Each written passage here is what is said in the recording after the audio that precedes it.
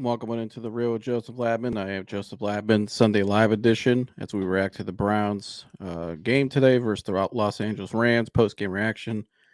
Another controversial ending, if you say the least. Another heartbreaking loss. But before we get to that, I need you guys all to subscribe, and share for me. Hit the notification bell as well. Hit the like button for me in the way and helps me fight the algorithms. Also, we're first live for the first time on Twitch tonight. So shout out to all the Twitch people. I'm looking forward to growing this platform over there as well. But yeah, as we react to the Browns 19-36 loss to the Los Angeles Rams. A lot to get into in this game. I thought Joe Flacco, obviously that's the main story for the Browns going forward. You play Flacco, keep him at quarterback one. I think you do. I thought Flacco actually looked really good. I thought he was really throwing the ball well. Show a lot of the veteran experience and a lot of the um, just kind of that veteran savviness that he has. He was running the offense very well. Found Elijah Moore a lot. Elijah Moore probably his best game as a Brown so far, especially when Amari Cooper went out with the concussion. So I thought overall Flacco looked pretty good for his first game. I think you keep rolling with him going forward. The defense the last 2 weeks has not been good. Not the defense that we saw most of the time this season, the number one ranked defense in the league. Way too many chunk plays, way too many bad penalties, missed tackles, missed assignments at times, and just guys seem a little out of place. Defense needs to get back on track. Defense has not played well the last 2 weeks at all. Giving up way too many points. 30 back-to-back 30-point plus games, unacceptable.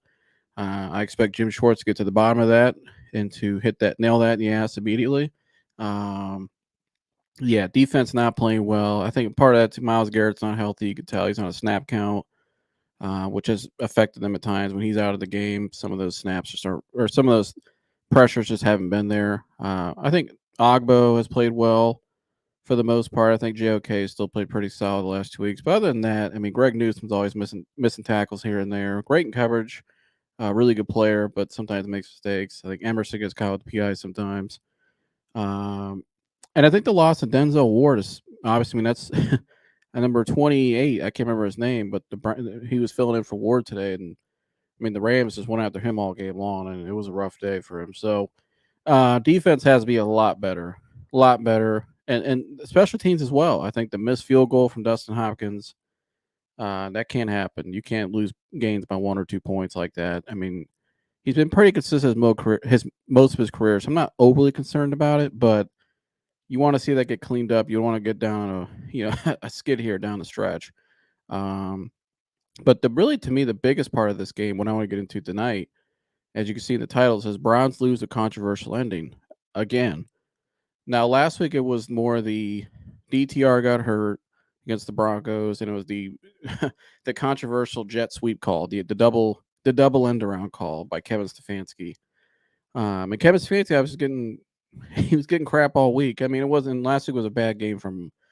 I thought today Kevin was better, but at the end of the game, this is where I can't side fully with re-signing Stefanski, and why I see why some people say we need to move on. Because sometimes his decision making in the middle of the game is not great. Especially at the end of the game, has not been consistently great. And that's where coaches earn their money, in my opinion. Now, the Joe Flacco interception, right? So the Browns get the 3 and out. They get the ball back, and they're down 1. They got the ball, though, with 6 minutes, 50 seconds left. You think, okay, we can put together a drive and go down and score. We're probably going to win the game. And the first play of the game, or the first play of the drive, excuse me, is this. It's a long developing play, dropping Joe Flacco back in the shotgun again, and not really committing to the run again today. Which I get, the front seven for the Rams is pretty good, but when you did run the ball, you run it pretty effectively for the most part. I mean, especially with Jerome Ford and Kareem Hunt. But no, the first play, let's try chucking a bomb down the field to Elijah Moore. Cedric Tillman was running out towards the sideline, wasn't open. But it only had 2 receivers running routes in that play. I mean, Jerome Ford was covered out of the backfield. To me, it's just not it's the little play calls like that cost you games. And it put him in a bad spot. I mean, Flacco. I mean, he threw the ball deep. I probably should have just threw it out of bounds when he looks back at it, or maybe he could have ran. Maybe I thought he had a little space. He could have just ran. Maybe got a couple yards and slid. But again, though, I know. Do I really want to put my quarterback in that position on first down in a game winning drive like that? To me, that's a little questionable. Now the the play though, where I agree with Stefanski, where he was going off on the referees, was the flag on Ethan Pochich. I didn't see a penalty there. It was 3rd and 2, I think it was. 3rd and 1. We probably would have got the first down because we had the power package in and we were killing him on the run with the power package. They call a flag on Ethan Pochich saying he moved the ball forward. When you look at the replay, Mark Sanchez did the same thing. You clearly don't see anything. The ball was never moved. It looked like a normal play. Bad call there by the referees that really cost them the game, I think, in a way, because I mean, you kind of he moved us back and you put us in a tough spot. I mean, you're taking it was an easy 3rd down conversion, and now we're 3rd and 7, and that's you saw what happened after that, and then the 4th down call as well. He was 4th and 3 or what was it? No, excuse me, it was 4th and 5 or 6, somewhere in there. I can't remember exactly off the top of my head. I apologize, but you guys remember. It was about 4th and 6. Let's say that. And the Browns have 3 timeouts left, and the 2-minute warning hasn't hit yet. You probably should punt the ball, maybe, and use your 3 timeouts and count on your defense, who just got a 3-and-out for you on the last possession. I don't like the trying to go for it there in your own territory. I think they were on like the 30-yard line, 35-yard line, somewhere in there. Punt the ball away and use your timeouts. This is where, again, a report came out yesterday from Diana Rossini saying that allegedly that Andrew Berry and Kevin Stefanski's jobs were safe and that we expect them to be re-signed and blah, blah, blah. Same old script we've heard before. As you can remember, back in 2020, the Browns were also were supposed to bring back Baker Mayfield as well. They were all on the same page. Remember that? It says right there on the same page. Yeah, how'd that turn out? Same thing was said yesterday in that report. To me, it's all kind of bluff to me. I think it's more just trying to keep everybody engaged and trying to make the playoffs this year. But after today's loss, I think they can still make the playoffs. But again, it's the same old thing. They just can't get over the hump. Not being able to close out games. Not being again, you can't get over the hump. And I think that kind of goes back on the coach. I mean, yeah, the players made some mistakes, and you got a bad call today as well. Defense didn't play well. But again, I think this is the same story with the Browns over and over and over again. And people want to keep making excuses for them and giving them a pass because we like Kevin and everybody wants to get involved because they use analytics. And I'm not anti-analytics. I think analytics is good information, but it's a tool. That's all it is. But again, this regime has put themselves out there as the analytics dream team with Paul DePodesta. And you see a lot of people who really were never involved in the game of football but want to be involved. They feel like, hey, I could side with these people. And they give me an outlet to be involved into something I know nothing about. But again, if you really know football, if you really know game management, if you really know how downs and distance work, if you really understand what goes on between the lines mentally as well, which is a big part of the game if you ever played, or just having a real good an actual understanding of it, you would understand that a lot of what you see from the Browns on the field, it's not consistent. That's why they're dropping games like this. And again, it's coming down to it's those little decisions in the game at the end of the games. They're not able to close out games. And to me, that's a reflection of where you are as an organization as a whole. If you can't close out games, that means you can't get over the hump, which also means that you probably need somebody in there that can do it because it hasn't been shown consistently. I get the guy has had a lot against him, Kevin Stefanski. I give him credit for getting him this far this year. I understand what he's been up against, but at the end of the day, it's football. We've seen other coaches do it. Like a lot of times when you go back and review a lot of these things we've criticized, especially on this show, it's little basic things that other teams do well. We just don't do it. The details and closing games. We just don't close games well at all. And that's a problem. And like I said, I think that's a reflection on who's in charge. And so maybe some people aren't going to like it. Again, everybody's entitled to their opinion, but again, if you really understand how this game works, how team sports works in general, it starts with your coach and the decision making and putting guys in position. And just looking back, I mean, you don't have to go for it right there on fourth down. You can punt it and use your 3 timeouts. Your defense just got you a 3 and out on the other end. So I don't get it. I mean, and you shot yourself in the foot, and then to throw the challenge flag when it was an obvious catch. Again, it just seemed very prideful to me, very prideful, and just kind of, I don't. Stefanski to me looks a little uncomfortable. He's getting a little more edgy on the sideline. He's getting a little more testy. I don't know if I really buy that report yesterday. Like I said, I feel like that was more just to ease something, to make people feel safe for the rest of the year. But again, we've seen this before. We were told Baker Mayfield was going to be the guy. And, how'd that turn out? Because the Browns got new information in the offseason. More people better people at quarterback became available. I mean, I'm not buying it. Again, and today, to me, just solidified that opinion. If you cannot judge this team till the end of the season if you're going to re-sign these guys or not, the coach and the GM. And the way they're tracking right now, the rest of the year, I'm just not seeing it. I'm not seeing it at all. So, let's see. Okay, I got a fake comment in there, but Dad, you heard my rant there in the beginning. Yeah, I'm not. I don't know. What was your take on today's game? First, we'll start there. By the way, I tried to get a hold of my man Mike again. He said he was going to come on, but every time they lose, and Mike he's MIA. So, Mike also is the first person that sent me the report yesterday by Diana Rossini, and the first thing I thought of was this. Yeah, we've heard that before, but yeah, see what it said there too. That they were on the same page in 2020. Were they on the same page? No. Okay. Oh yeah. By the way, did they re-sign Baker Mayfield and bring him back? Hell no. Okay, thank you. But anyways, continue with your take. I thought it was. I thought Stefanski called a great. I thought he called a good game.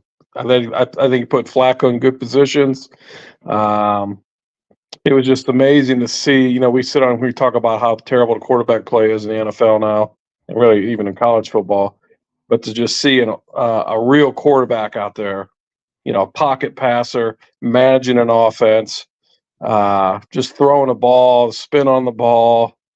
Just it's crazy. Even at 38 years old, it's a testament how shitty quarterback plays in the league now. This dude's coming off the street and looking pretty damn good. Yeah, it really is. That's what I was sitting there thinking about. Like, we got some shitty ass quarterbacks now. But I thought your defense, defense is suspect lately. But I thought Stefanski called a good game. I liked play calling. That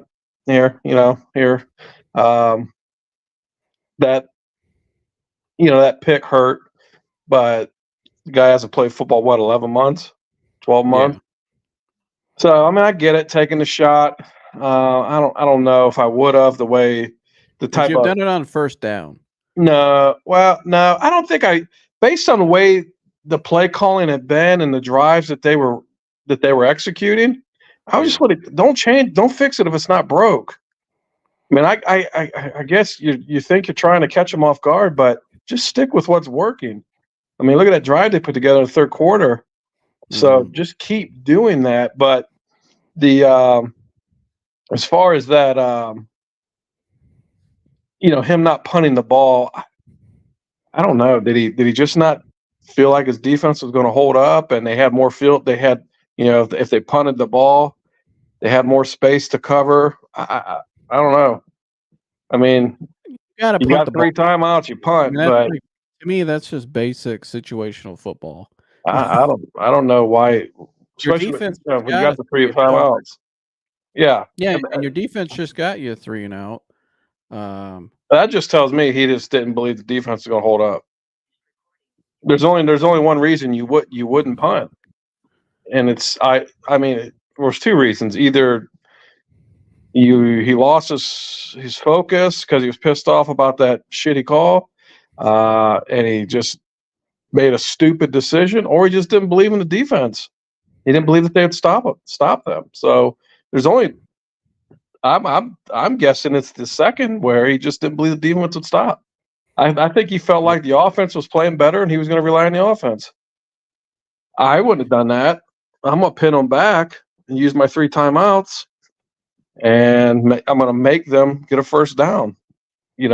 So again, my criticism, I thought he called a pretty good game overall, but it's the little details that when it comes down to the end of the game, he hasn't been able to get over that hump consistently, and that's a problem to me. Well, I think calling that play on first down, going forward on fourth down like that, and then remember earlier in the game too. I know they got the 3-and-out, but remember it was 3rd and 13, and they could have got the 10-yard penalty, made it no, it's 3rd and 19, and they could have got the more 10 yards tacked on after that. Well, yeah, that was. But again, and people will say, well, it's not that big of a deal because they got to stop the next play, but they punted the ball down at the 20.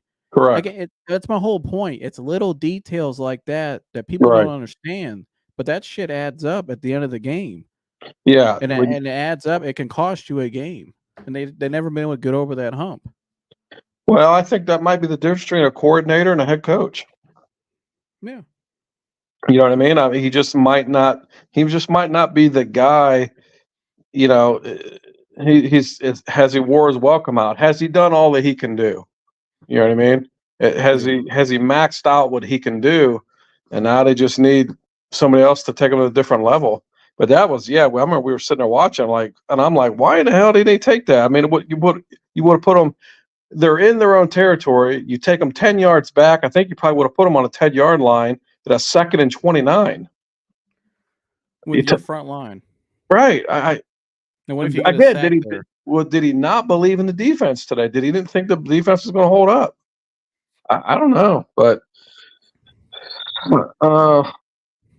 here, either way, I mean, you got to run Flacco the rest of the season.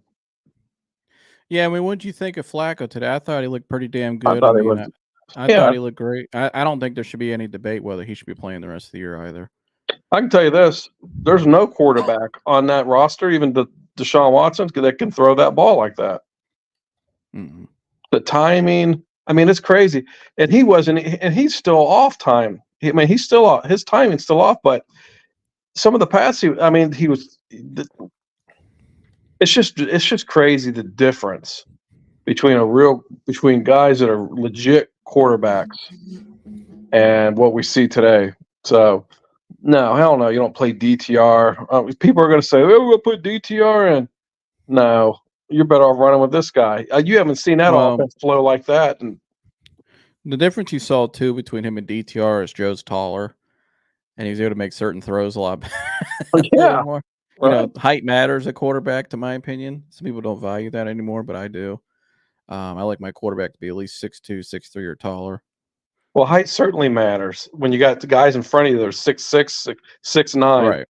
Who are super athletes. Okay, just put a guy in that's 5'5", then. You know what I mean? If it doesn't matter, it matters. But it was just like how fluid, how calm, how poised. It was just crazy to see, even at 38 years old. Yeah, he let's see here. He was 23 or 44, 252, and 2 touchdowns in the pick. He was pretty damn good. I mean, almost 300 yards in his first game. So off the street. Stafford was pretty good today. 22 of 37, 279, 3 touchdowns. Let's see here. And that's another thing. I mean, Stafford's he's a legit quarterback. We faced a legit quarterback today that just, you know what I mean? Yeah, and their receiving core, obviously, you got dissected us. Puka kid, you got Cooper Kupp. Now they ran the ball 23 times today, and they threw it 44 times. That's still good enough for you? Here, it's good enough for me because they were moving the ball. They were putting drives together. I mean, I get it.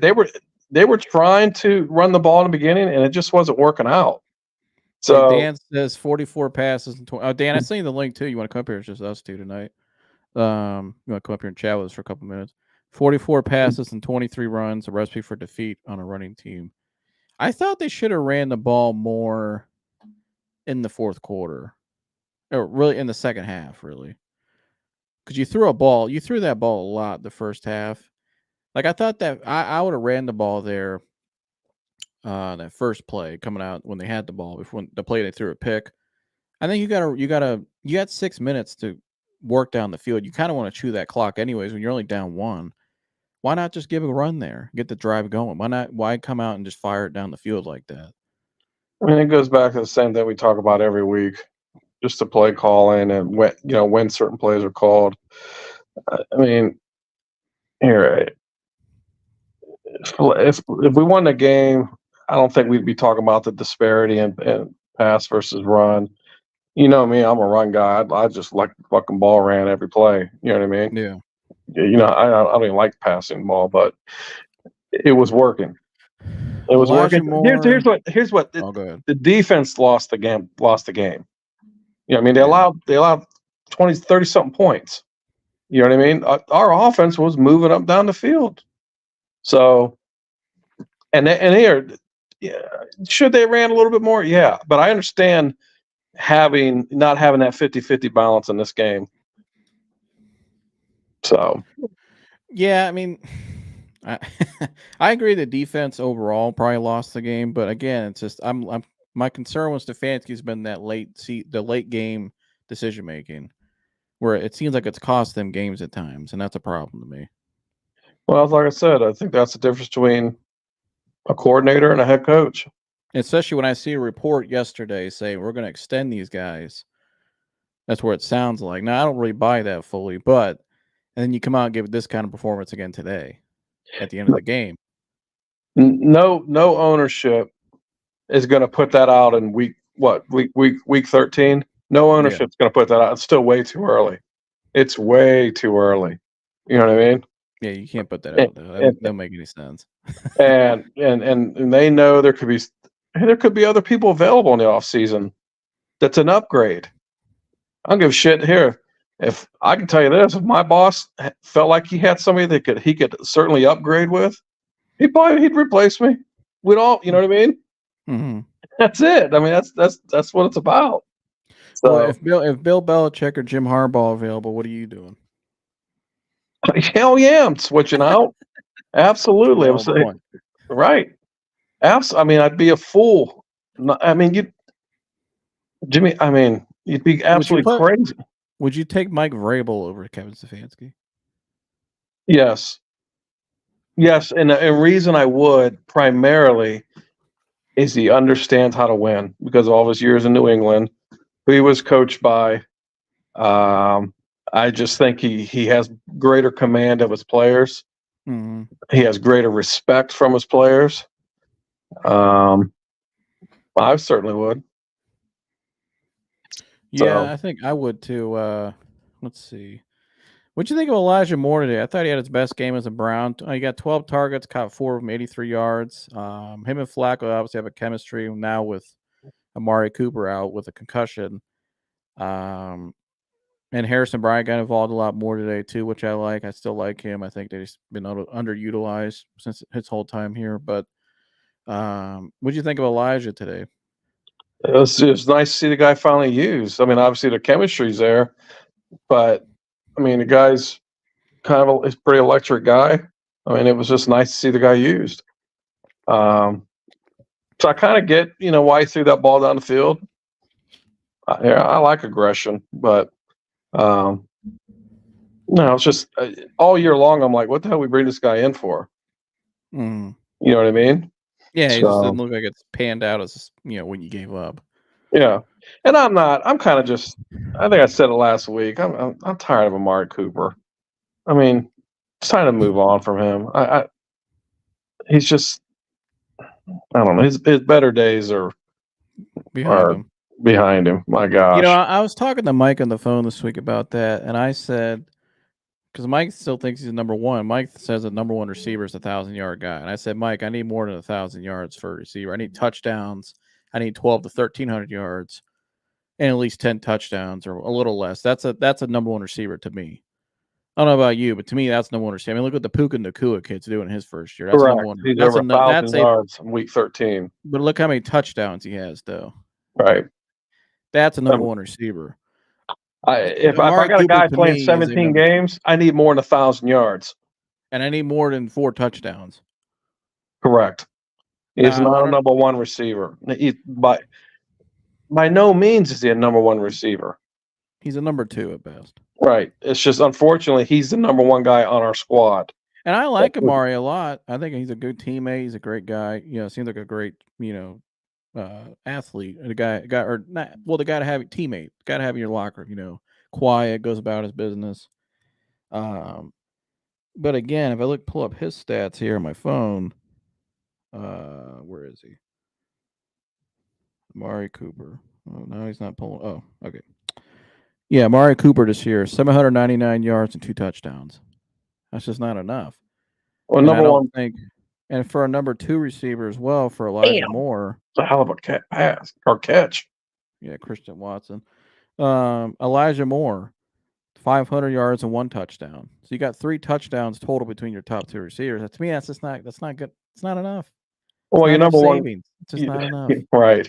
You're not getting a great enough value out of that player. Value. But the number one guy doesn't drop passes like that. He just doesn't. Fucking dropping passes every week. Good grief. Yeah, they definitely need to upgrade there. Yeah, I told Mike, if I can get Mike Evans, I don't care what it's going to cost me. Mike's telling me, well, what about Cedric Tillman? I said, Mike, Cedric Tillman, I like Cedric, but he's a young player. You need to win now. If I can get Mike Evans, I'm getting Mike Evans. There's no ands, if, or buts about him. He's a free agent. He's going to be a free agent this offseason. If I could sign him or try to, at least make an attempt, you have to, right?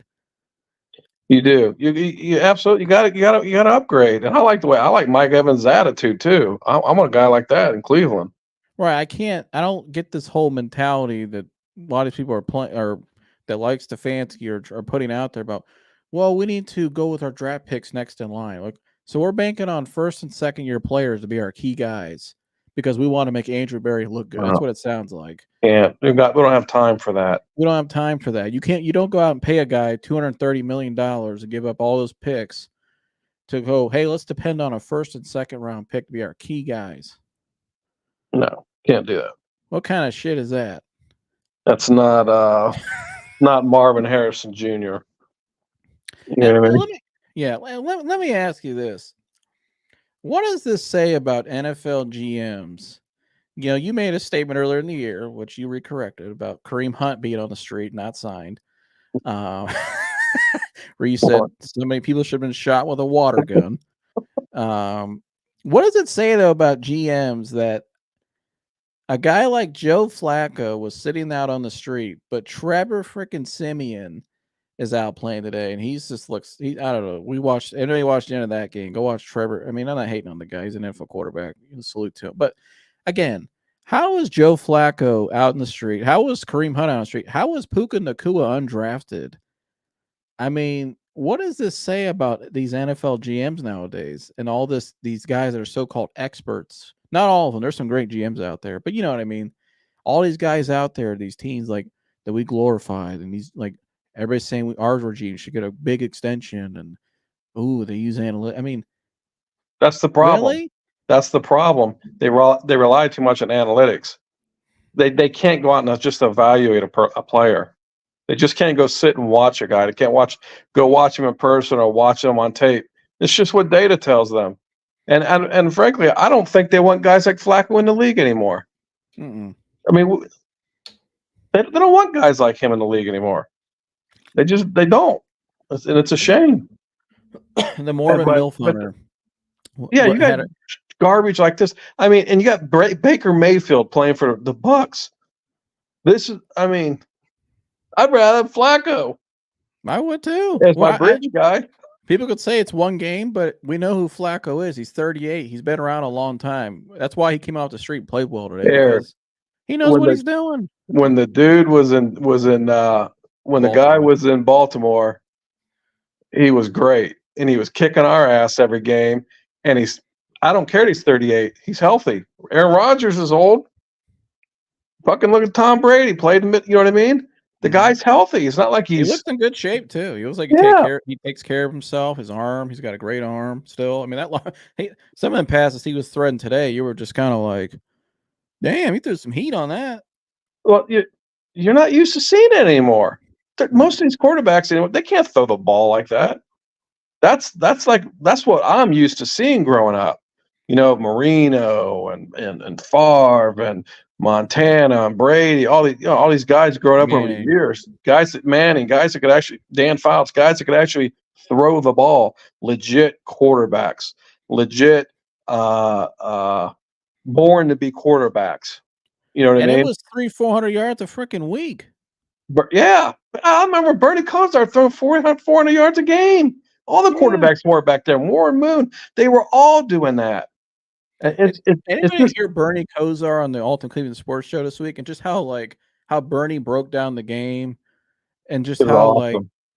It was an awesome interview. Go check it out. But just his knowledge, just how smart he is. The guy knows how to play quarterback, and he was tough as nails too. And you just don't see that. You don't seem to see that nowadays in the NFL. Because they're not. These guys aren't legit quarterbacks. They're athletes.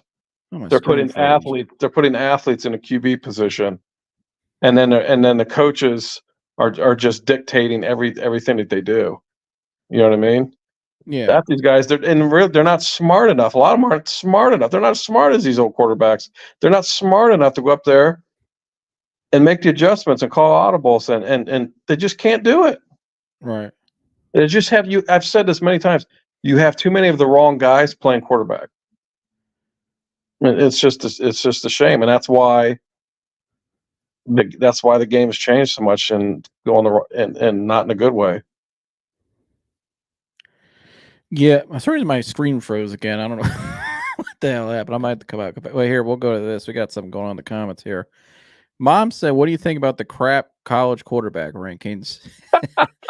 And we have a gentleman. Shout out to Kevin. Kevin says, "I think they got it right. Sorry for FSU, but with a third string quarterback, you would be slaughtered." Kevin, I agree with you. I actually was texting a couple guys on the panel last night. The exact same 4 they gave was the exact same 4 I had.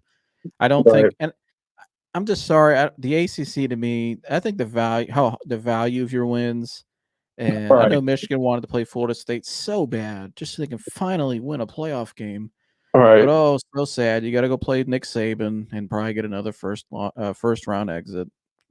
So sad. But and they struggle against the running quarterback well. And they're actually going to play a legit quarterback now. No more Honda McCords and the rest of the Big Ten fleet that was not great. But anyways, I think they definitely got it right. I think Alabama should be in. They earned the win. And the team they lost to early in the year was the third best team in the country, who's a conference champ as well, who looked phenomenal yesterday. Might win the whole thing. And their quarterback's healthy again, Quinn Ewers. But I think they got it right. I don't think Florida State should have got in. Now with the third string quarterback, even if they had their second string quarterback, they wouldn't beat Alabama right now head to head. You got to put the best 4 in. And I think they got it right. They sure as hell, they did get it right, and I'm glad it was just nice to see. That's the same thing I was thinking last night. I was kind of iffy. How they normally are. Would they actually have dropped? They were forced to drop Georgia out. They didn't want to, but they were forced to. Texas changed everything. You know what I mean? If Texas, I'm telling you, if Texas wouldn't have won, Georgia would still be in there. So you'd have Georgia and Alabama. That's what they were trying to set it up for, but Texas changed it. But they got it right. I don't care if Florida State had their number 1 quarterback. They play in the ACC. They would never beat Alabama. They need to stop with that stuff. They need. I mean, I don't. Are they afraid to hurt people's feelings? It's the ACC. It's trash. It's garbage. The worst conference in all Power 5. Yeah, they don't play anyone. No, hell no, they'd never beat Alabama. Alabama's head and shoulders above them. Texas is head and shoulders above them. I mean, Michigan's probably Washington. all of them are. Washington's much better. Yeah, Than and these two games, I'm excited to watch. I am mean, too. I I'm think it's really great excited to watch. matchups, and I agree with Kevin here. I got this as well. I think the best game we can get out of this whole thing is a Bama versus Texas rematch. That's I what I think that want. a Bama versus Texas rematch is the absolute best game you can get. Yeah. I mean, that Quinn would be Ewers. fireworks. Talk about fireworks. And I'd love to see Texas win. College Yeah, I football is would just too. better when Texas is good. I agree. So yeah, I love Quinn Ewers too. It's a shame on Ryan Day letting him out of Columbus. Got two quarterbacks in there between him and JJ McCarthy that Ryan Day let go. And look where the hell we're at, playing Missouri. Yeah, in a meaningless game. And we got guys transferring in and out. A shout out to Kevin. He said playoffs will be much better this year. Appreciate you guys. Appreciate you, Kevin. Thank you. But the other thing to kind of like just, I don't understand how they,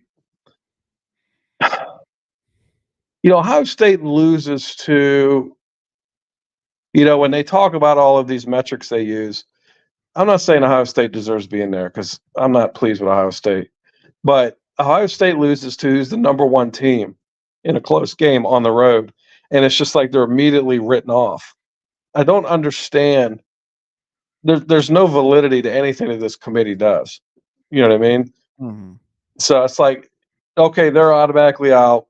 You lost to Michigan, the team that you guys have number one, at their place in a close game. Now, is it just they didn't believe Ohio State's just that good? They're not as good as they had them ranked. Okay, then if that's the case, they definitely consider quarterbacks because when they said their evaluation, they considered the Florida State having a third string in their evaluation. The guy said it, and I agree with that. If you consider Ohio State, their quarterback's what holds them back. He's below average. Well, I get that then. If that's what and I know they want big. They want. And I agree with that. Jalen Milroe's much better. Bo Nix is much better. Every team they put in front of us is much better quarterbacks. So, no, I know that, and I get it. If that's what they want is marquee quarterbacks, I get it. That's what people watch. I agree with it because I don't want to watch Kyle McCord play. No, he's holding the team back. Right. That's why they're not as good because of him. I'll be shocked if I end up watching their bowl game. I mean, they got guys transferring out. I mean, guys sitting out. It's going to be a complete mess. Yeah, I mean, it's a joke. It means more to Missouri than it does to us. Right. It's just a shame this is where we're at. Unless he puts Devin Brown in there, and Devin Brown can go out there and then I'll watch why he should have been the starter all year. And Carnell Tate, the next guy in line, goes out there and does his thing. They probably would win.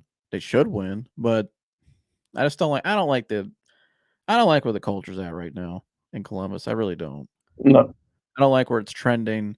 I don't think it's like Mayday or anything like that because it's still Ohio State and they still recruit well and they still got the tradition and the culture, and as a whole. But I don't like where Ryan Day's trending with this team. Well, here's what I don't like. I don't like where the program is versus Urban. Urban elevated that program after Jim Tressel. Jim Tressel had it in a great spot.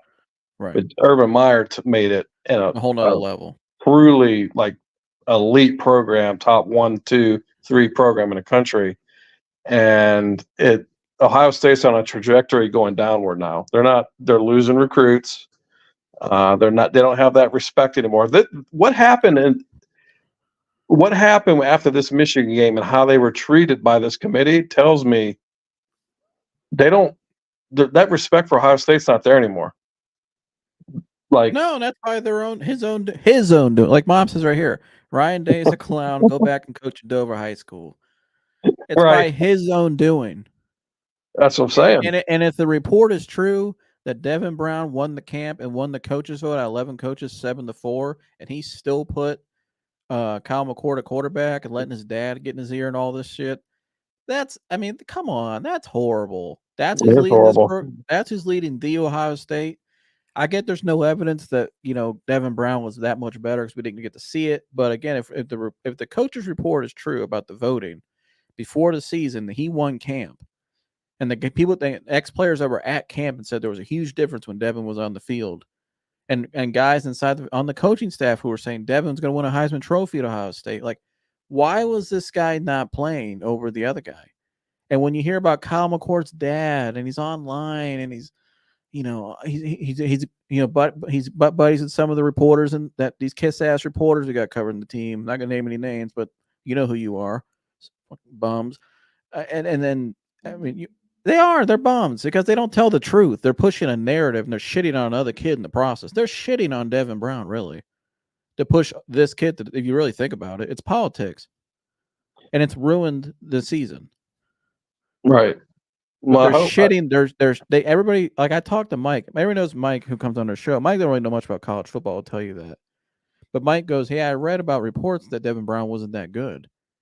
And I said that, of course, that's what they're pushing because they're shitting on Devin Brown to prop this kid up because his dad's connected allegedly with all these people. There's something weird going on here. There's something weird with Kyle McCord and his dad, Ryan Day, and it cost them the season. Well, they sure wanted Devin Brown pretty bad. They recruited the hell out of him, brought him in. And, you got 7 out of 11 of your coaches vote for him to be the starter. And he's not the starter. So there's certainly something wrong. There's something wrong. That's my whole point. And there's people taking a dump on this kid saying he's not good. Well, how do you know? You haven't seen him play. Watch him transfer out. Yeah, and watch him transfer out and go be the next Quinn Ewers somewhere. And we're stuck with Kyle McCord next year, another wasted year. And that's about it. I mean, look where Texas is. Look where Michigan is and look where Texas is. He chose Kyle McCord over J.J. McCarthy. I don't know. Maybe it was tied to Marvin Harrison. Maybe he had to. I don't know. Marvin Harrison thinking? I mean, probably just figured, okay, this is my buddy. He's going to target me. I don't know. I have no idea, but watching this, where I was just showing Lambeau and the Christmas trees in Miami, the Hall of Fame the other night. It was beautiful down there. It was all lit up. And there's Christmas music on. We're walking up to the field. It was great. Last year's debacle of 65-7 was terrible. Which game was that, Kevin? I don't know which game he's talking about. Do you? 65-7. I can't remember that. Because last year's games were good. Kevin, if you're still watching, you put what comment or what game that was? I can't remember off the top of my head. Urban Meyer, hands down the best coach at Ohio State. Oh, by far. Not even close. Not even close. Coach. Yeah, I agree, but Urban took it the whole nother level. He got passed up though. Like he was playing too old school ball. Yeah. We had better defenses on a trestle. And they were physical on a trestle. Yeah. Yeah, and you got guys transferring out now, so it's gonna be interesting to see what happens. I still think there's a chance that Ryan Day leaves, in my opinion. I actually think the New England job thing could happen. I mean, it's a hypothetical, but I don't know. I could see him possibly. I think the pressure might get a little too high. I don't know. What do you think? I think the pressure in Columbus. It takes an Ohio guy to deal with it. I think he. We've always heard that he wants to go back to the NFL at some point, which I understand that. But I think the kind of coach that he is, he's better suited for pros. Right? He's not hardcore enough for college. Yeah, you got to get young men up. You got to get them up. They're hard. I mean, they're partying. They're college. They're immature. You got to get in their heads and get them up every week. Pros, you don't have to get them up. And that's why they're pros. You know what I mean? You just. Yeah. You just draw a scheme last year. Yeah, Kevin, it's funny you brought that up because we didn't watch that game. Yeah, I didn't watch it. That's how I didn't remember the score, Kevin, because I didn't watch it. Thanks for reminding me, Mom. Yeah, he's right. Alabama and Texas will be much better than that game. I don't expect that score at all in that game. Shame on them last year and put TCU in. I mean, again, this goes back to some of their metrics and what they say, how they choose teams. It's just stupid. Get Well, the four best TCU got teams in by in. default last year. That was the only team left. If it was I mean, they me, did beat Michigan. I mean, that's got to mean something. I don't believe here. I don't. Here, Alabama would have beat TCU last year. I'm just saying it's never the four best teams. Do they get it right this year? Yeah, but thank God this expanded playoffs coming. But I really wish what they would do is have the expanded playoff and it goes by computer points just like they did to BCS. And it's the top 12 teams in computer points. That forces every team to play tough schedules, score, whatever metrics they use, turnover ratio, whatever the hell they use to determine the most points. It works in a high school system, but then they don't want to do that because there's too much money involved and they want to manipulate it. But it would just be a bulletproof system, and you would always have the top 12 teams in the country going into playoff. No, I agree, and I can't wait for the 12 team expansion next year. I think it's gonna be so much better. Having games all throughout December as well.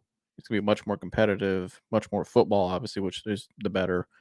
And you can't say there's any more like questioning now with who gets in or who's not. There would be no more of this outrage stage for Florida State because they'd be in right now, regardless. So it takes kind of all that out, but you get the true champion in the end, like kind of what Harbaugh said today in his interview. You're still going to have it though, because it'll be the debate who got in 11-12 or 10-11-12. It's all the teams after the first 8 will be subjective, and they'll be bitching over that. If they would just go to BCS points, then there's nothing. There's no complaints. I mean, it's a perfect system in high school. You know what I mean?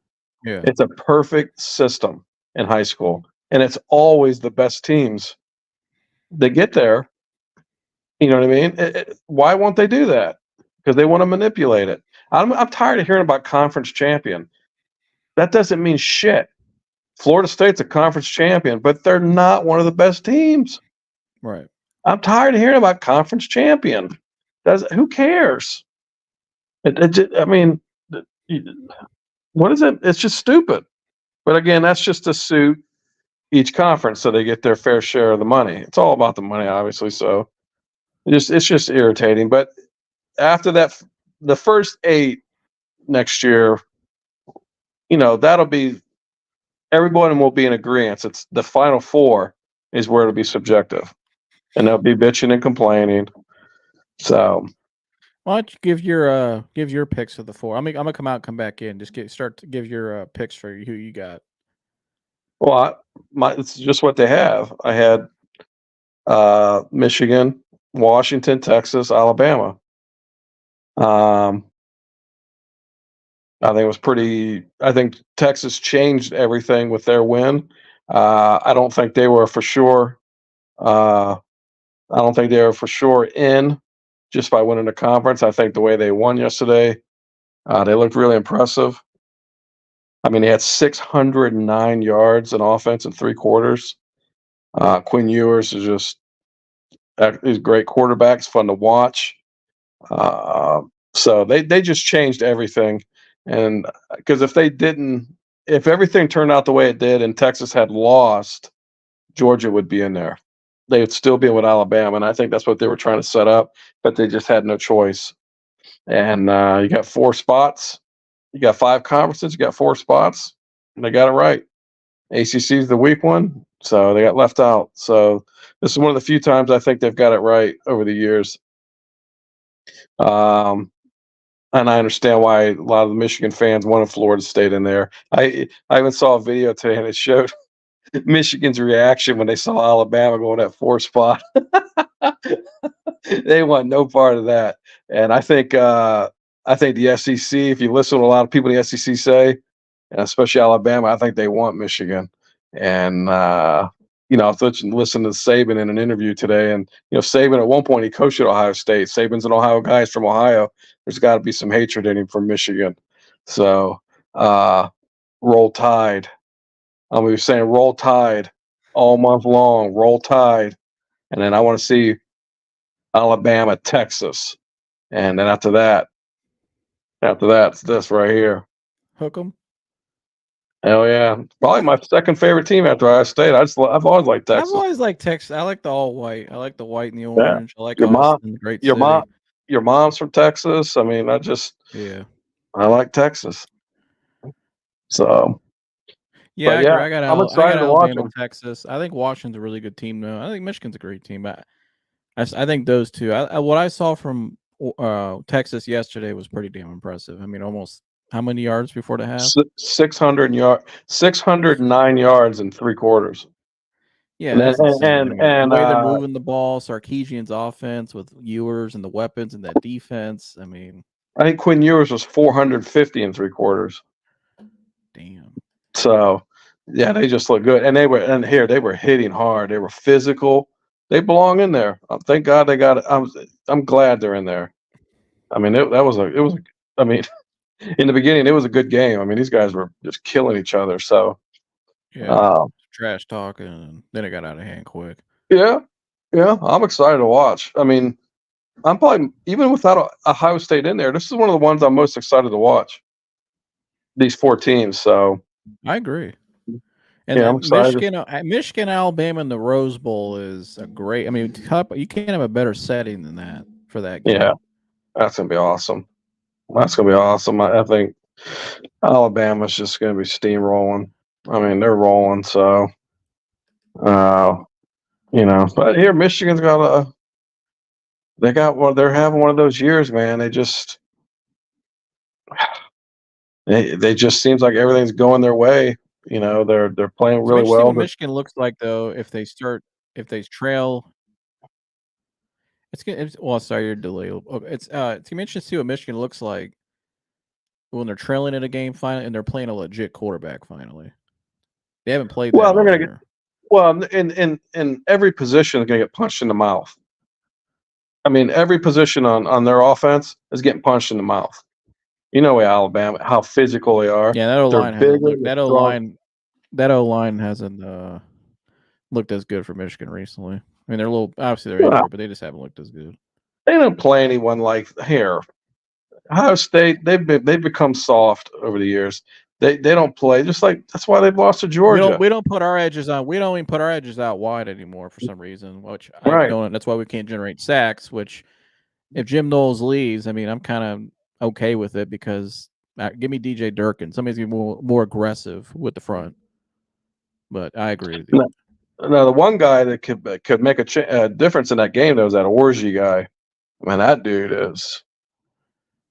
is something else. Was he like 6'3", 235, running around? You know what I mean? The guy from Michigan. They haven't really used him a whole lot. I mean, he only got one run in that game. Oh, they're going to use him in this game. They're going to have to. They got to be careful though. I mean, that's and Alabama's always covers sideline to sideline great. So, yeah, I mean, I could see him use it maybe more in the red zone, but I mean, McCarthy can run though too. I don't know. I think they're going to be trying to make McCarthy sit back and throw the ball to little Roman Wilson and the rest of the receivers who aren't great. They're good, but they're not great. I mean, Roman Wilson's the only guy that's like good. The rest of them are kind of just irrelevant. So the tight end's great, but they're going to make them throw the ball. And it's going to be them and their back seven and you against us, and we'll see what you can do. Well, I just think the physicality of Alabama. I mean, Michigan, they're certainly more physical than Ohio State. The reason why I'm picking Alabama is because Michigan has struggled against a running quarterback. And Milroe can fly, and he takes the yards, and he's tough, and he's big, and he can throw. He's gotten a lot better throughout the year. Military kid, very stern, very disciplined. And Jermaine Burton on the outside, I don't see it. And they've been rolling down the stretch. Oh yeah, absolutely. They sure as hell. I mean, here, like you said, their only loss is the number 3 team. So, Yeah. They remind me of the 14 Ohio State team. Got better throughout the year and snuck in at 4. And the Florida State was kind of like TCU that year. You know what I mean? Yeah. But they got it right that year. But looking down the stretch here, the last 5 games for the Browns before we get out of here. I thought they had to split these last 2 games. They didn't. Now they're 7-5. I'm not sure where that puts them in the standings. Let me look. But based on the rest of the big game next week against Jacksonville at home, Jacksonville's, I think, let me look at the standings. Jacksonville is 8-3. When it comes to the playoffs now, the Browns are 6th, tied, and the Colts are right on their ass at 7. The Houston Texans are at 7-5 as well. Pittsburgh's 7-5 and still above us, even with the loss today. So, looking down the stretch here, you still got a team like Buffalo looking on the outside, looking in. You got Jacksonville next week, got the Bears. You got to go on the road to Houston, and then you got New York at home, and that should be a win. Obviously, we're not counting them. And then the Cincinnati game. I think Jacksonville and Houston. What do you think down the stretch here? They'll have the advantage of Jacksonville playing at home in the weather. Coming off 2 losses like that, they should be ready to go. But I think the weather is going to be thin. It hurts Jacksonville. Since certainly went against Chicago at home. Houston. That's the toughest game, I think, is Houston. I mean, you know what? I mean, you got to win the games. They really, they should. The Browns should win all these games. If they don't, shame on them. I mean, they're more talented. Dan thinks they lose to Jacksonville, beat Chicago, lose to Houston, beat the Jets, beat the Bengals, 10-7, and get in at 7th seed. Well, we also thought they'd win one of these games in the out west. So you just don't know. You don't know. I think it's supposed to rain next Sunday. And it's gonna be cold. I think losing 2 in a row back at home, that stadium's gonna be loud. I think they win next Sunday. I think they beat Chicago. I think they lose to Houston. And I think they win their last 2. That'll put them at 11 wins. I think they get in at probably the 6th seed. I think they stay over there. Now, when they get in, who knows when they get in? I don't know. I mean, but are you still confident they will make the playoffs? Yeah, if they lose 3 games in a row, that's especially at the second half of the season. Yeah, so next week's game's the season. That's not good. I mean, they if they can't come home and win after these 2 games, if they can't come home and win, then you can't count on them to win any game. They should win at home against Jacksonville. And that's why I'm picking them, because I'm like, you should win that game. Especially, I think Flacco is going to keep moving on, showing what he showed today, and building upon that, and moving forward, rather. But you should. If they lose next week, though, I agree with you. The season's over. Yeah, they better win this game. But you just don't know if you just don't. That's where the Browns still are right now. Just inconsistent. It's just inconsistent. You know what I mean? They're just inconsistent. Yeah, it's like Dan said. It's hard to win against anyone in the NFL scoring under 20 points consistently. But I agree. Right. But I also don't think Jacksonville is the most consistent team either. I mean, Trevor Lawrence has had a bad year. He's got as many touchdown passes, I think, as Deshaun Watson. Well, Jacksonville's not going to like cold ass rain. No, you know what I mean? I don't. And I'm banking on the defense next week to bounce back at home, and especially Jacksonville's offensive line's horrible. So I'm banking on them to bounce back, and I think Flacco will do enough plays like he did to get it done. I think they'll commit to the run a little bit more too next week. I hope, but. Yeah, I think the Houston game's probably the loss. Houston will probably win that game at home, but you never know. But I would probably pick Houston in that one. I think they should beat Chicago. They're horrible. They're trying to lose anyways. Anybody watch the Jets today? They're horrible. Rodgers is probably not coming back and playing. He shouldn't. That'd be stupid if he did. And the Bengals are the Kentucky Bungles right now. They're not doing it. So,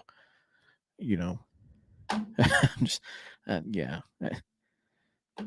What do you think? I think you're right. I mean, I can't get over the Patriots. Oh yeah, I lost 6-0. Patriots and Chargers game today was a whopping 6-0 victory for the Chargers. I mean, Grant Belichick. I saw a stat. Belichick's the first coach in history, the first team to lose 3 games in a row and hold teams under 10 or less points. How bad is Bill O'Brien as an offensive coordinator? Oh my gosh, they got to be blowing that up. I mean, but they have got Belichick has got to be leaving. He's got to be leaving.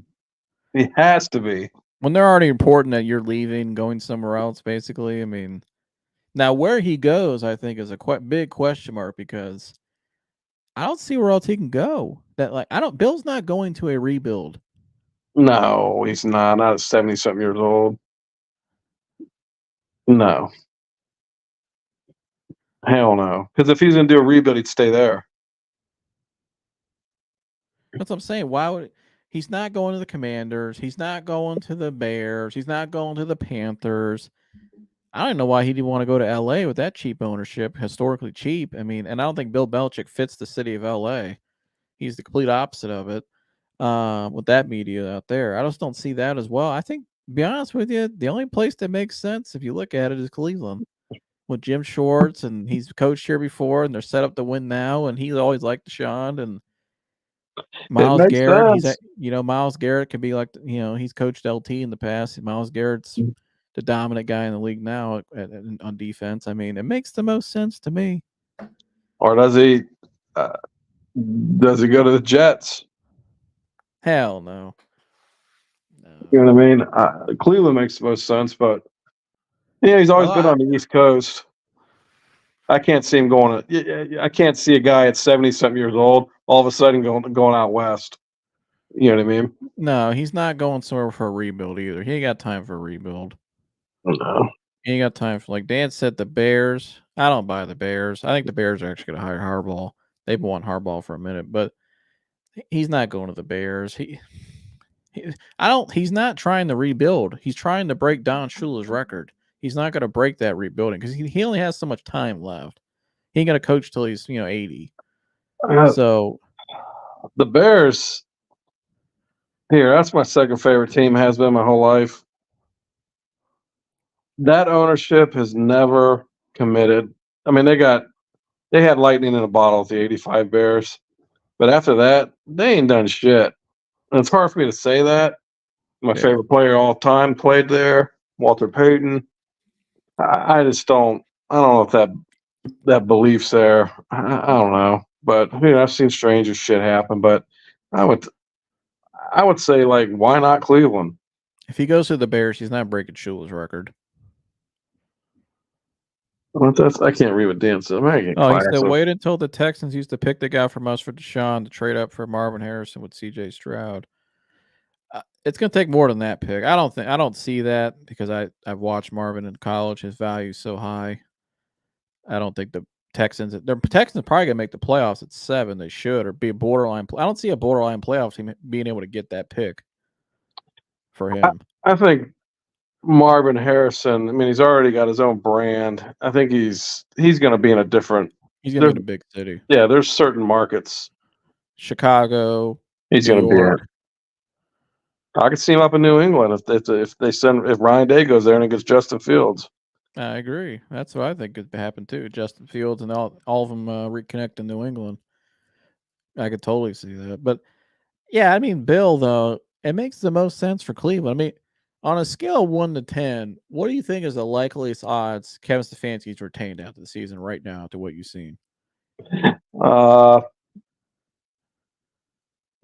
I'm going to say, based on what I've seen and the tenure that he's had here, and the time frame that they have and the money they have spent already invested in the players, I'm going to say a 4. I'm going to say a 4 too. I agree with that, 40%.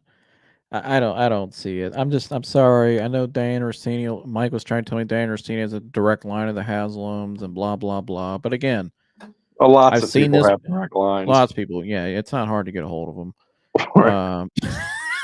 They put out what they want to put out. Mike just heard news that he wants to hear. That's all that is.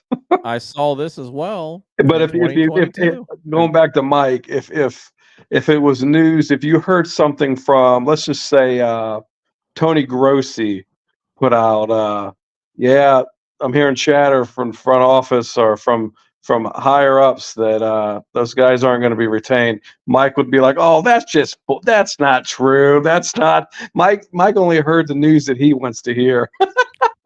Yeah, if Adam Scheffner or Tom Pelissero came out, or somebody like or what's her name, the other lady connected to Sean said, yeah, they're not going to retain him. Yeah, a lot of people would be like, really? But again, we've seen this before right here, and they said this. Look what's on the screen. It says Kevin Stefanski and Baker are on the same page, which no, everyone knew was total lie. It was complete bullshit. Right. And how did that work out? Complete opposite. Right. The guy announced he was out of Cleveland before they even announced the trade.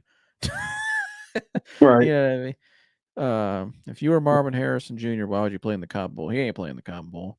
No, hell no, he's not. Travion Henderson's not. No, everybody knows that. That's why no one's going to watch it. No, they ain't playing in that Cotton Bowl. No way. No. He's probably already out training somewhere else. Yeah, he's not playing that garbage bullshit. No. Why? Yeah, no, in no way in hell. But, well, you think we bounce back, get the win next week? I think we do too.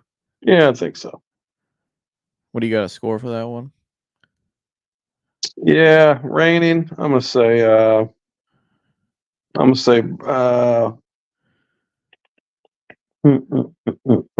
offense. I'm gonna say Browns 17-13. I'm gonna say Browns 20-7. I think it'll be kind of similar to that Bengals game, week 1. Yeah, remember that? I think I could see that again, possibly something like that. Just a sloppy game. The other team's just not, it's cold, it's wet, it's raining. I could see that for sure. Oh, before we get out of here, I wanted to touch on the other game this week, the big game in Northeast Ohio Thursday night.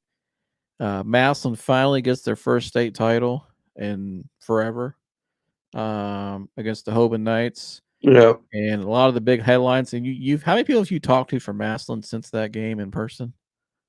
Quite a few. And all of them have said the same exact thing. What is that?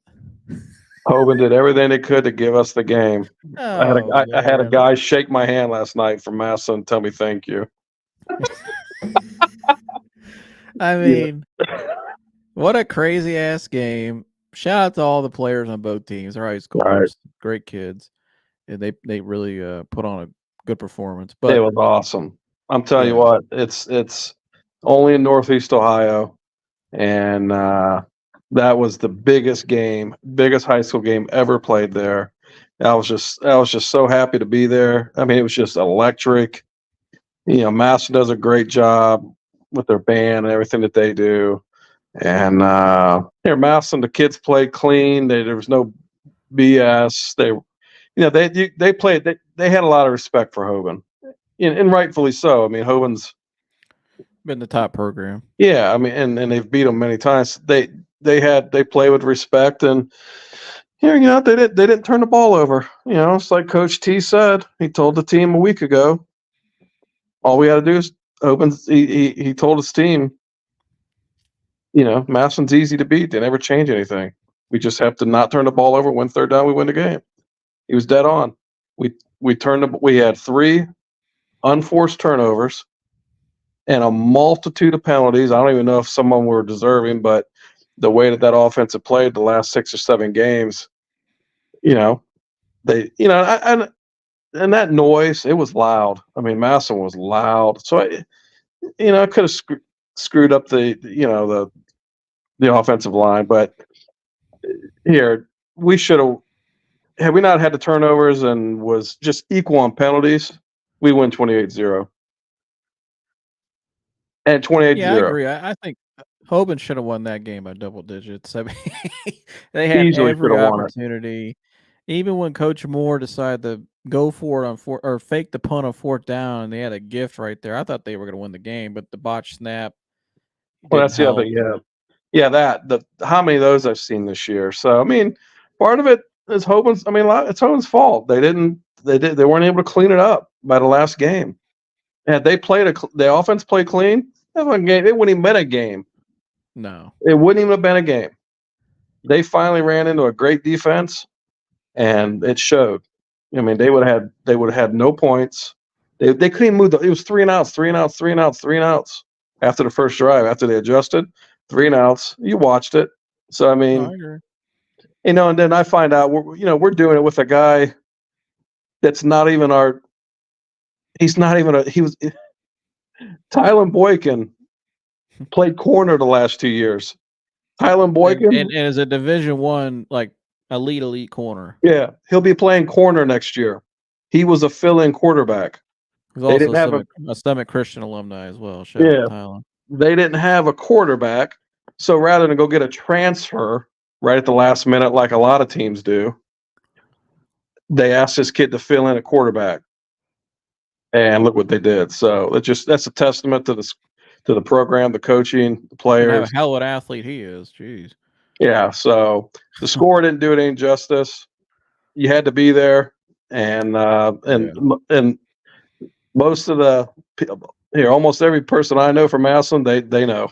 But hey, at the end of the day, they have more points, and they Hoban shot themselves in the foot. A great program. They got a great coach. I like Coach Moore a lot. They're very well. I mean, look how developed they are. They play sound. They play hard. Those kids over there play hard. They play hard. A little swagger. I like that. But they still got a ways to go. I will tell you, like I told a lot of people, the team to watch though was Avon. Avon was our toughest game, and I was when I went to that game, I was shocked. Yeah, that sophomore quarterback's pretty good. Just how well they're coached, how well they tackle, the play calling, the scheming by the coaches. I mean, that's a program. That team had Avon beat us, they would have beat Massillon. I told that guy that last night. I said Avon's the best team that we have played. And I said they would have beat you guys, and they would have beat Massillon because I talked to a guy who was a Highland guy who they played Highland the week before, and he played against Avon, or they played against Avon. He was at the game, and he said, he was like, "Yeah, man." He goes, "I think you guys will beat them," but he goes, "They're tough." He goes, "They're a tough team, you know." And Highland thought they should have won that game. They thought they missed a deep ball in that game, but he said Avon was a tough team. A lot of people thought we would kind of beat them a little easier, but then when you watch that game and how sound Avon was, I thought Avon gave us some points in that first half too. Here's the other thing though that I didn't know when I went to that game was, but one of Julia's friends told me that's on the team is Avon wouldn't give Hoban tape. Hoban gave them tape, but they wouldn't give Hoban tape. Yeah. So I mean, but either way though, I mean, they came out firing, and he said them Avon boys ain't coming to Stark County and doing shit. They'd be scared of the bus. I don't think so. I think they would have whooped their asses, Dan. Trust me. Yeah, Stark here. Stop. We're not afraid to go to Stark County at all. I played against Stark Dan. This is the premier program right here, bud. Yeah. So I played against Stark County teams my whole life. We beat them pretty bad. Avon would whoop their asses. And a lot of people don't realize this. And I only got one thing to say about a lot of this. I want to address something that I'm not going to say any names or anything. We don't need to do that. But this whole public school versus private school thing when it comes to Massillon and Hoban and the public school one, I'm like, do you guys understand? You don't know who you're talking about or any of it, because number one, a couple of them guys on Massillon the other night, guess where they're from, Dad? They're from Akron. Baytown. Oh, how about all that? From Akron. Yeah, all of them basically. All their star players basically from Akron. Where was Devin Smith from? Akron. Gary on Conley. Akron from the Hill. From our side. And the quarterback transferred in from Copley before the season. who's a great athlete, by the way, DeJuan Owens. But yeah, I mean, I don't get it. I don't get that. I mean, here, I knew a guy. We're not going to say his name. We both knew a guy growing up that I played with and against, who was at St. V and went there. And he was straight from the same program we came from, for the area we came, and went down there and played running back for him for a couple of years. So I'm not going to get into details about that. But anyways, again, I don't understand that. I'm not hating on it either. I think it's great that kids want to go to a better place. It's better than to play there than some of these other shit programs out there that don't care. But at least Massillon cares, and they try to develop their players. And it's a great platform. I'm not hating on it. I agree with it. Because I would want, if anybody saw how bad some of these programs are out there and these coaches, how they in the politics in some of these schools, how they shit on these kids. I don't blame them for leaving and going to Massillon, playing for Nate Moore, or going to Hoban, or what I mean. It's great, but put some context into it as well. Don't make this a public school like first private thing, and that this is all our talent, because technically it's not. But that's all that is justification to being sorry. That's all it is. They all recruit now. You can't say a private here. Privates, you're not supported by a municipality. You're a private school, so you just attract kids there. You know what I mean? People just don't. Here, there's kids that end up at Hoban because they know that's their best chance to develop. Yeah, I mean, here they all recruit. Every one of Massillon's the king of recruiting, but I get it. They have to. You know what I mean? No, but all I would say is don't beat your chest and act like these are all homegrown kids. You know what I mean? You're winning. If you're a public school, don't beat your chest if you're not playing with kids from your hometown. You know what I mean? So which they do have some, but they're key. They have a lot of key guys that aren't from. It's very. I mean, it doesn't take a Swami to figure it out. Well, there's a reason why almost all their players are out there were seniors, because they're all transfers. And you have when you have a population of 30,000, you got 3 high schools. So you got Perry, you got Jackson, and that school. You don't have enough population to field a team like that. So, but that's okay. That's have fine. To do that. I agree with it. Yeah, and kids go there. Kids go there because it gives them a great opportunity. But they got a great program. But I'm going to say that when people try to degrade private schools, here, they're not supported by the state. They're self-funded by tuition. I mean, they're not. It's a very hyperbolic statement to make, because I went to private school my whole life, and we weren't. The public school up the road had more money than us. Yeah, all these schools up here, the city just north of, starts with an H up there, where all the wealthy people live. They recruit like hell. East of Cuyahoga Falls, they recruit like hell. Doesn't really work out well, but they all recruit. You know what I mean? Not they have anything to show for it, but yeah. So and that's okay. Let them. Kids should have here. Well, here, the guy I talked to from Highland, who's a Highland guy, he said they lose guys all the time to St. Ed's. Yeah, but here, if you can have open enrollment, you won't believe how many guys we lose to Eds. I think any kid should be able to go to any school they want. Correct. It's called living in a free country, isn't it? Correct. So you should be able to go any school you want to play sports. If you go to that school, you should be able. Had Debo gone to Bookdale, or not, let's not say it. Maybe not Bookdale, but Bookdale at that time, or a school that was lesser than Hoban, would he be at Wisconsin right now? Hell no, he wouldn't be. He wouldn't have the career he had. He wouldn't have 3 state championships, and he wouldn't be a coach at the University of Wisconsin. And he wouldn't be the all-time sack leader at Hoban either. Right. So I'm tired of hearing that crap. I'll challenge anybody on that. They want to sit and have a discussion about it. It's just justification of again. And the reason why a lot of your community schools aren't doing well, or aren't, you can blame it on recruiting the private schools. How about you look within for once and look yourself in the mirror? It's the same thing in basketball. Imagine if we had finally put a shot clock in Ohio, and all these fake ass schools that run around like they're good in basketball, when really they're not. They just play keep away, which is garbage. Imagine if we finally put a shot clock out there. You actually have to play basketball now. How about we start playing, like, your culture sucks. Your fan base sucks. You're not developing players because you're just not that good. You're stuck in the past. You have to evolve. The reason why all these communities aren't that good because they don't really care. All they care about is their politics. I mean, we were involved in that. We're not going to say any names, but our team that won a national championship with that medal right there behind me, we were all going to go to a place and play together. That was our plan. Right. But it was ruined by people with politics and people that didn't know what they were doing, never won anything, and they just ruined it. They're Stuck just in their ways. legitimate losers. And they were stuck in their ways. They're just used to losing. So, no, I mean, it's like just like you said, they need to look themselves in the mirror. Here at the end of the day, they went they're just pissed off because some of these schools get some state money, and you know what I mean, and they want all that money. Okay, here, if their schools are so great, I want public schools. We want the public school, and I'm not down. I would love. There's nothing more. I'm not down in public school.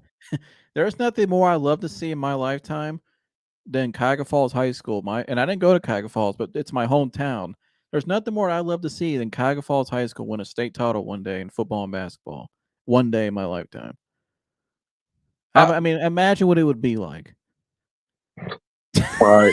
You can't even think of it. There's nothing more I'd love more to see that happen. I'm not down. I mean, but here, why you and Julia were sent to private. It's not based on it's based purely on our beliefs and having the freedom to live and express our beliefs. So, but also not only that, private schools have no problem with the public schools.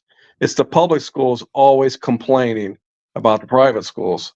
Well, there's a reason why people choose to spend what they spend to send their kids to these schools and still pay taxes to the public system. There's a reason why. I've done it. I've spent it's the best investment ever made.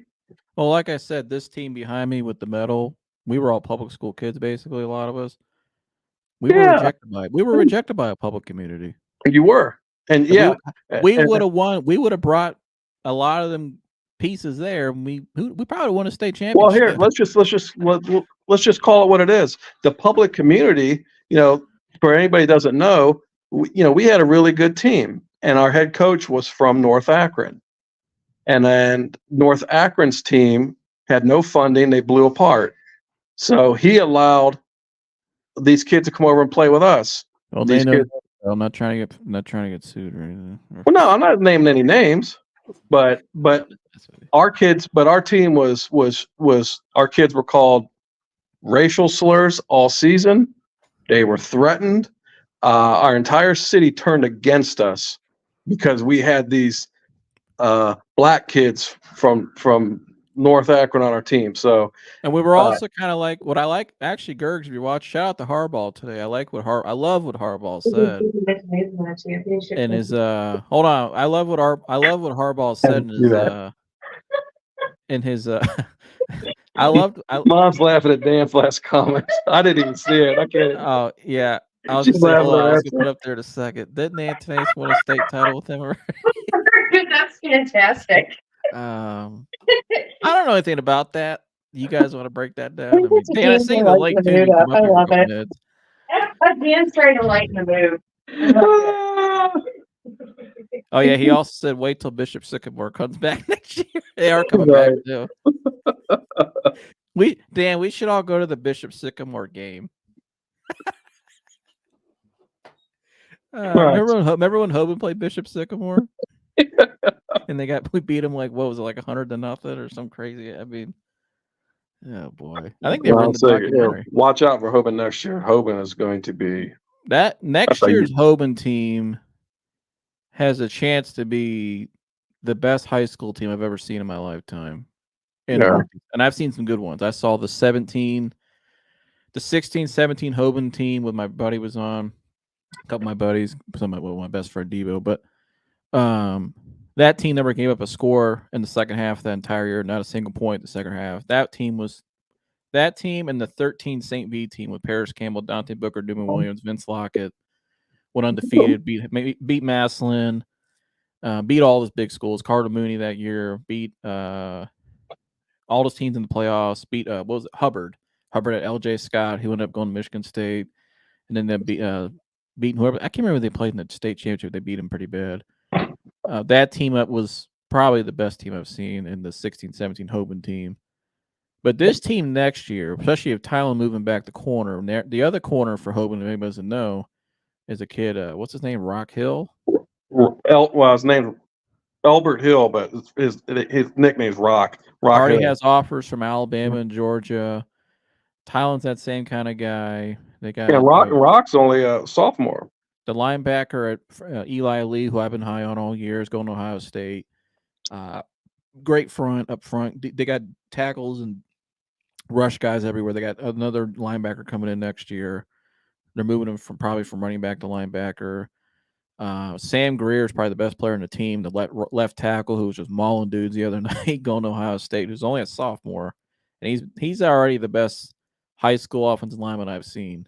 He's that good, and I've seen a lot of great ones, but some guys even made it to the NFL. I've got to see in person in my lifetime. You've watched more than me, obviously, in high school, but because you're older. But Sam Greer, I think, is definitely that guy. My gosh. Yeah. That guy. Anybody wants to go watch some highlights, go watch Sam Greer highlights. Left tackle at Hoban, number 70. This guy is an absolute animal up front. I mean, more sophomore. You know what? He didn't play a game. I don't think he didn't play his first game this year to the second game of the playoffs. He had an offer from Ohio State his freshman year before he even stepped foot on the field.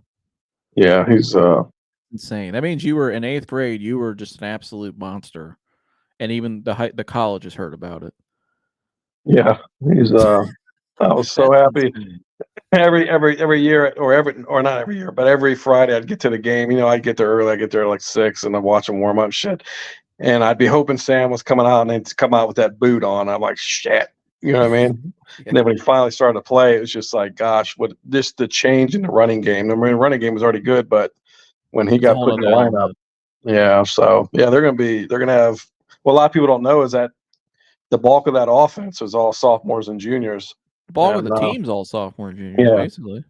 They're gonna be really good next year, and that's there. But you know, Coach Tyrell and that crew's done a great job for the last 10. When they upgraded that weight room, and they got the right person, they got the right players to start off that culture. And Debo's group, that older guys that mixed in with him and his younger group, our class, it was the right combination at the right time. And they upgraded that weight room, and their training was above and beyond everybody else's at that time. And then that's why they took off, and that's why they are who they are today. It's just, but Coach Terrell is, I mean, a phenomenal coach. I thought the other night he called a great game. I mean, he had some. I've never seen him really have a bad game. Really, I mean.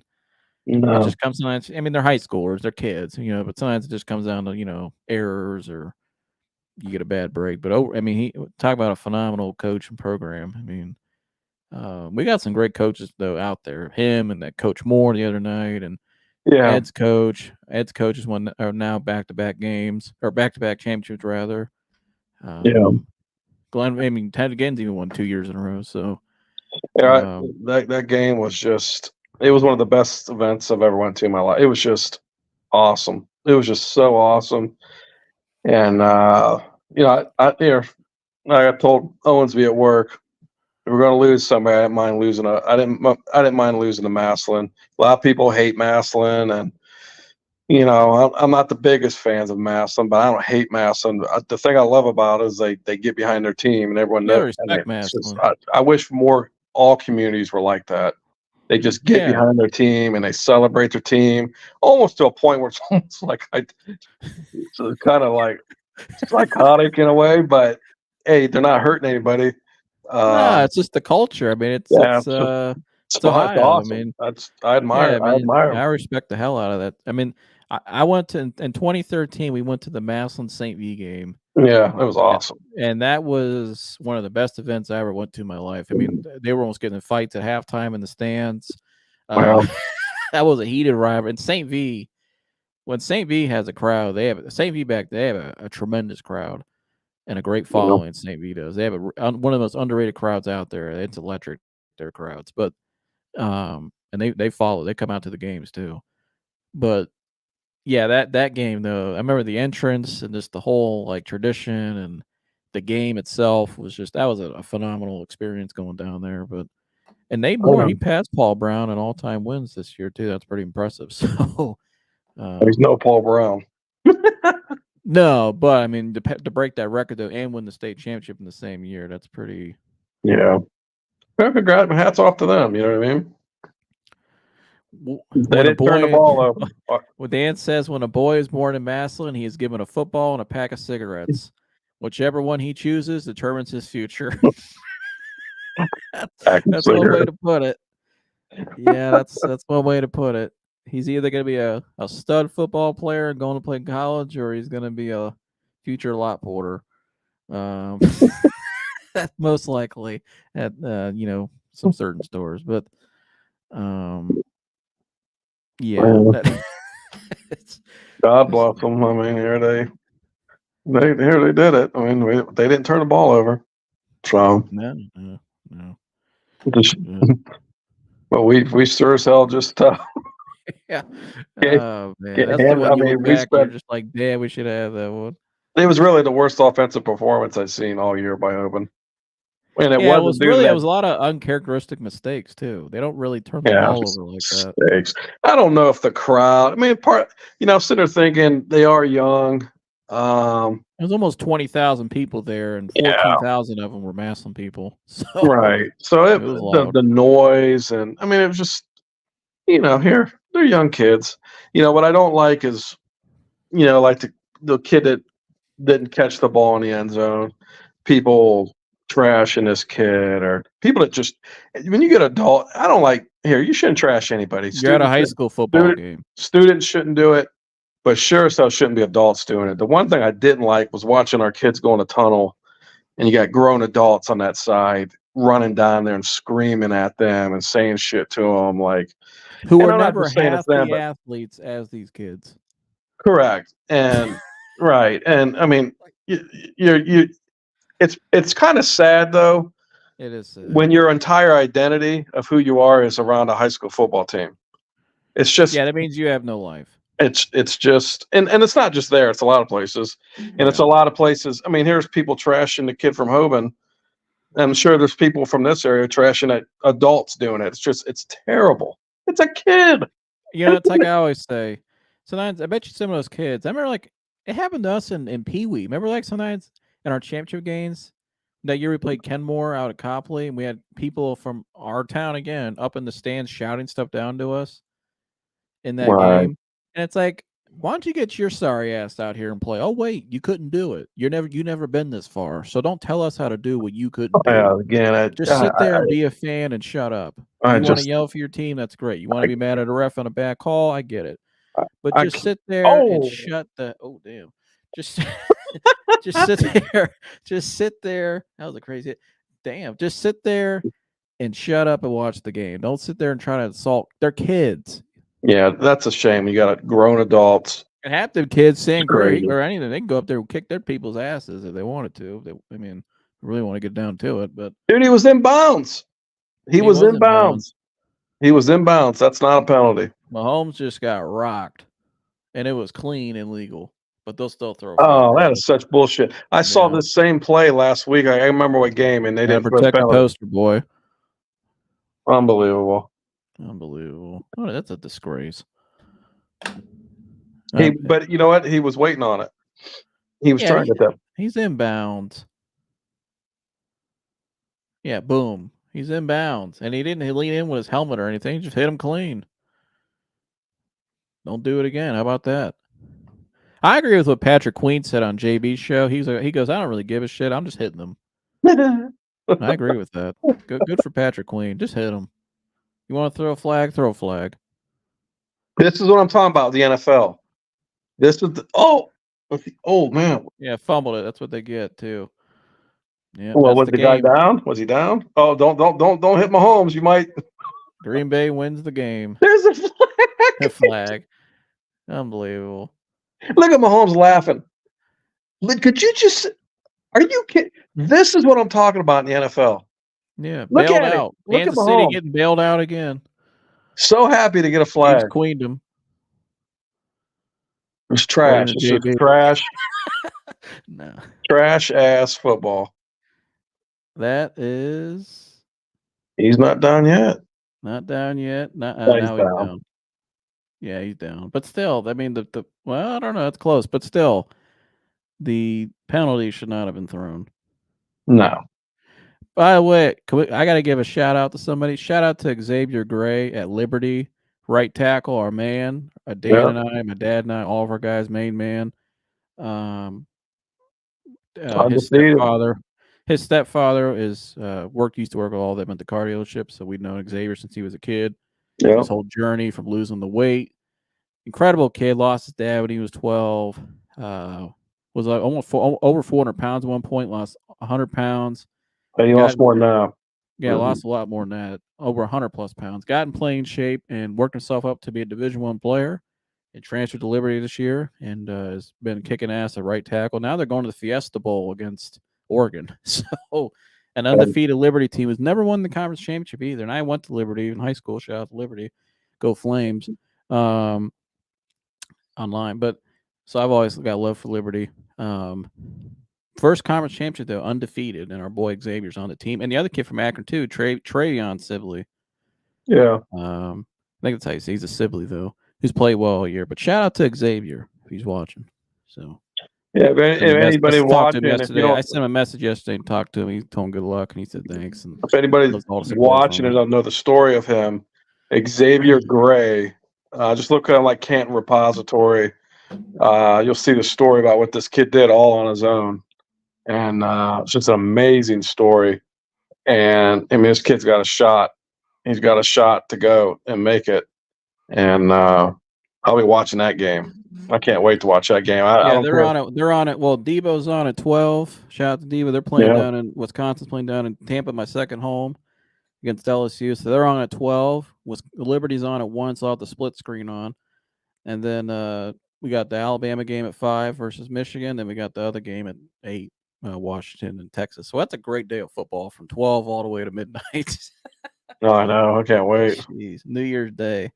That's all you're going to do is just sit and watch football all day and eat wings and whatever the else. I mean, that's pretty much. Or get pizza. I don't know. I ain't doing nothing that day but watching football. I can tell you that. I'm getting up in the morning, going on a bike ride or getting outside or going to the water or whatever and coming back home, and I'm just planting there the whole day. Just watching, having a good old time, playing some tunes and all that. So, but yeah, shout out to Xavier. I wanted to shout him out. So, I also put in the thumbnail. I put LeBron in the thumbnail today, sitting at the game. I thought that was funny. You thought that was funny too. He was sitting there last night going, "Yeah, I'm watching football all day tomorrow. My Browns are in town. I'm going to the game." Nothing about the game itself. He got into it with Ime Udoka and nah, screw that. Going to the Browns game. Well, he sounded like a true Midwesterner. He said, "I'm gonna watch it." He goes, "I'm excited about tomorrow. I'm gonna watch me a whole bunch of football. I got my Browns coming." So see him back in Akron over at the island this summer, driving around in his green Bronco. All right, that'd be funny. I've seen him over at the island a couple times, but well, good live tonight. It's just you and I tonight. Everybody else was tired. Gergs was a little not feeling well tonight, so I hope you're feeling better, Chris. I'm sure you're not feeling well either. You got to play Alabama now. Yeah, he's sick to his stomach. Mike was supposed to come on, and Mike texted me right after the game. And then when I gave Mike the time to come on, I didn't hear from him since. Called him multiple times. So, Berg desperately wanted Florida State to get in. He was working. When we were texting last night, he was just fuming. Even last week, and I told both you guys in our group chat last week that Texas was the team that was going to get in. They were the threat because I knew they had the win over Alabama. As long as they won big, they would get in, and they did. If Florida State had won their game big last night, they'd probably be in right now, but they didn't. Maybe. But they would have had a better chance, I guess. Better chance. It's hard to believe they would not put an SEC team in. Well, they're never going to not put the SEC champ in. You got to credit Alabama for what they've done down the stretch. Absolutely. They beat the back-to-back champ and beat him pretty soundly, I thought, too. When you watch the highlights of that game, I thought they beat him they controlled that game, basically. Yeah. I mean, they were ahead by 10 at one point. Georgia made their little run, but they never really felt like you never thought Alabama was going to lose in that fourth quarter. I didn't think so. No. Well, I saw that stat today. Saban's won 11 of 12 SEC championships. He's 11-1 in SEC championships. That's crazy. Yeah. But Freaking nuts. well, you want it to be why they need to subscribe? This is great content. It's more than just How many times sit you up got to there- tell them? Right. I got to tell them every damn week. But hey, it's working. There's you're getting more and more subscribers, more and more views. It's Shout out more to than Kevin tonight in the chat. New Yeah. my man Kevin. We're on Twitch tonight as well for the first time. We're gonna see how that goes. So shout out to all the people on Twitch watching. But yeah, go ahead. I didn't mean to cut you off. Sorry. well, that's your show. Yes. It's more than football. It's more than just football, you know, and the basis of the show is great, and it's what a lot of people need, and it's coming from someone that's lived it and experienced it and went through all the pain and is passionate about it, and share it. If you don't feel like you got time, just share it. You never know who you could help, and that's the whole point of it. So we get up here just to try to make everybody laugh and have a good time. And Yeah, what you guys saw tonight with just me and Jersey here. This is kind of the conversation we have every night. Him and I will probably sit out here tonight, here out there in a little bit, listen to tunes tonight, and just recapping everything. So, yeah. So, all right. Make sure you guys like, subscribe, share, all that good stuff. We'll see you guys next one. We're out of here.